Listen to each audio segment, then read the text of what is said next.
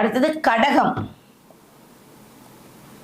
கடகம் சந்திரன் மாந்தி. கடகத்தில் மாந்தி இருந்தால், கடகம் என்பது 4ஆம் இடம் இல்லையா? நம்ம காலபுருஷனுக்கு 4ஆம் இடம் தாய் ஸ்தானம், அதுவும் ஒரு குடும்பஸ்தானம். நம்ம ஆரம்ப கல்வி, நம்ம எப்படி அடி எடுத்து வைக்கிறோம், நம்ம ஃபர்ஸ்ட் எதை நோக்கி பயணம் செய்யறோம். ஃபர்ஸ்ட் பாத்தீங்கன்னா 4ஆம் இடம், நம்ம எதை நோக்கி பயணம் செய்யறோம் அப்படிங்கக்கூடிய தீர்மானிக்கக்கூடிய இடமே 4ஆம் இடம் தான். அப்ப இந்த 4ஆம் இடம் தான் தாய் அப்படிங்கிற ஸ்தானத்தை நிர்ணயிக்குது.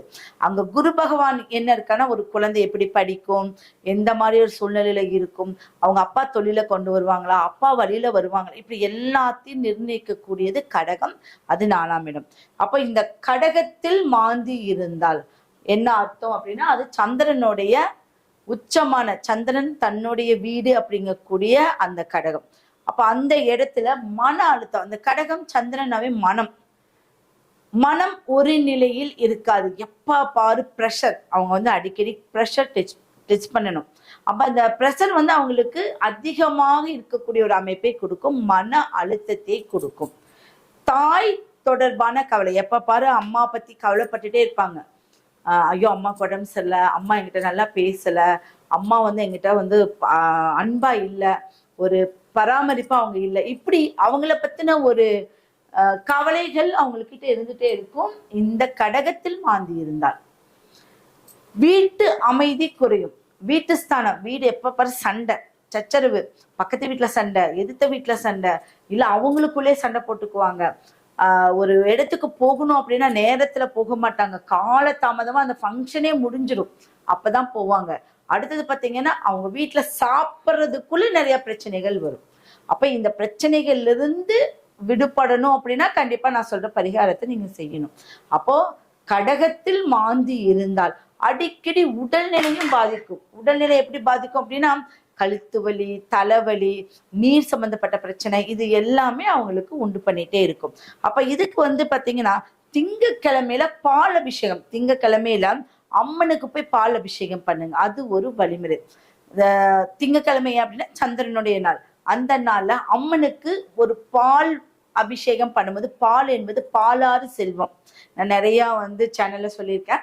பாலாறு செல்வம் உங்களுக்கு கிடைக்கணும், செல்வ செழிப்பு கிடைக்கணும், நம்மளுடைய தேகத்துல இருக்கக்கூடிய இருள் போகணும், நம்ம தேகத்துல இருக்கக்கூடிய ஒரு வறுமை போகணும் அப்படின்னா பால் ரொம்ப முக்கியமான ஒரு தானம். அப்போ பாலாறு செல்வம். அப்ப அம்மனுக்கு பால் அபிஷேகம் நீங்க செஞ்சுட்டு வந்தா கண்டிப்பா அதுவும் நல்ல ஒரு விஷயம். இது நீங்க ரெகுலரா செஞ்சுட்டு வரணும்.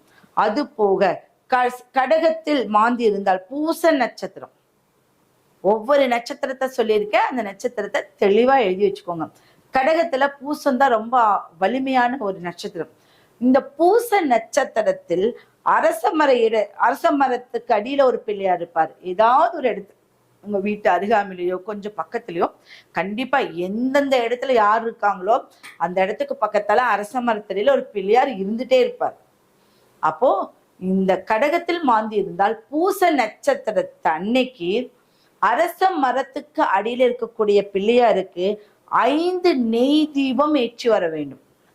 இங்க என்ன அப்படின்னா, இங்க ஏன் நெய் கொண்டு வரேன்னா, முதன்மையான ஒரு கடவுள், முழு முதற் கடவுள் அப்படின்னு சொல்ல விநாயகருக்கு. அப்ப விநாயகர் இல்லாமல் சிவனுடைய யாகமே வெற்றி அடையலையாம்.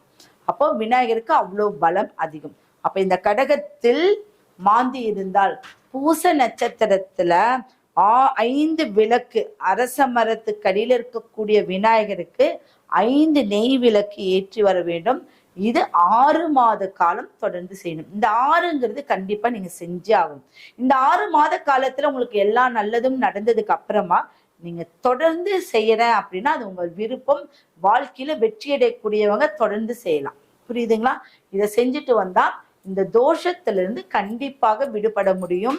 அப்ப அந்த கடகத்துல இருக்கிற தாய் உடல் நலம் நல்லா இருக்கும், தாயுடைய அன்பு கிடைக்கும், தாயின் நலம் நல்லா இருக்கும், தாய் சார்ந்த சொத்துகள் உங்களுக்கு வரும்.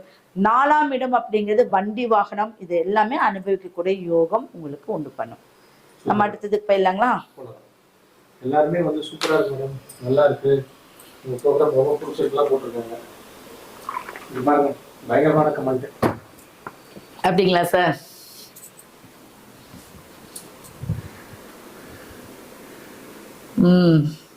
செம்மையா தானே கமெண்ட், நிறைய பேர் நல்லா கமெண்ட் பண்ணிருக்காங்க. கமெண்ட் கொடுக்கறத விட நோட் பண்ணிக்கோங்க. இப்போ வந்து இந்த நோட் பண்ணிட்டு நீங்க